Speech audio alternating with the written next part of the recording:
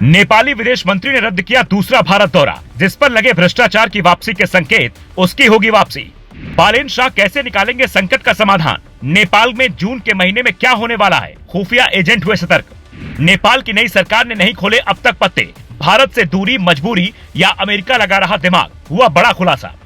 एक तरफ दुनिया जंग की वजह से तेल के संकट से जूझ रही है, तो दूसरी तरफ नेपाल की हालत नए प्रधानमंत्री के राज में खस्ता होती जा रही है। वहाँ पेट्रोल डीजल की कीमतें आसमान छूती जा रही हैं। महंगाई चरम पर है। कैबिनेट के विस्तार भी सब कुछ ठीक न होने की खबर है। नेपाली कांग्रेस के उपनेता सदन अभिषेक प्रताप सिंह का दावा है, जांच आयोग संदेह के घेरे में आए पूर्व गृह मंत्री को बचाने और पाक साफ करने की कोशिशों में लगा हुआ है, ऐसी आशंकाएं जताई जा रही हैं।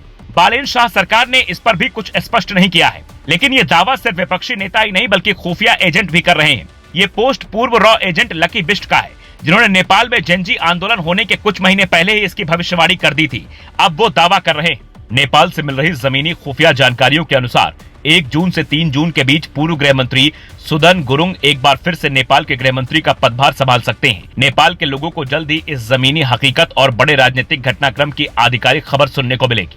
लेकिन अगर ऐसा हुआ तो ये बालेन शाह के सामने बड़े संकट की तरह होगा, क्योंकि केपी शर्मा ओली को वहां की जनता ने भ्रष्टाचार की वजह से ही उखाड़ फेंका था और अब भ्रष्टाचार की वजह से ही सुदन गुरुङ की कुर्सी गई थी, जो कि नेपाल सरकार में गृह मंत्री थे। यानी बालेन शाह के बाद दूसरे बड़े सबसे ताकतवर पद पर थे, लेकिन शपथ के 1 महीने के भीतर ही इनकी कुर्सी भ्रष्टाचार के आरोपों की वजह से चली गई। तो फिर सवाल ये है कि आखिर ऐसी कौन सी मजबूरी है कि बालेन शाह की सरकार इन्हें बचाने में लगी है? क्या बालेन शाह के कोई राज इनके पास है जिसके सामने आने का डर है? नेपाल की हालत देखें तो वहाँ की सरकार की नीतियाँ अब तक स्पष्ट नहीं हुई है।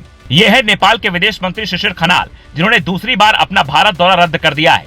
ये पहले ब्रिक्स की मीटिंग के लिए भारत आने वाले थे, जो इसी महीने दिल्ली में हुई, लेकिन खनाल ने आखिरी वक्त पर दौरा रद्द कर दिया। उसके बाद अब 1 जून को IBCA शिखर सम्मेलन में भी ये नहीं आने वाले हैं, जिसके बाद यही सवाल पूछा जा रहा है कि आखिर नेपाल की नई सरकार चाहती क्या है, उसकी प्राथमिकता क्या है? क्या वो भी ट्रंप की तरह कहती कुछ और है और करती कुछ और है?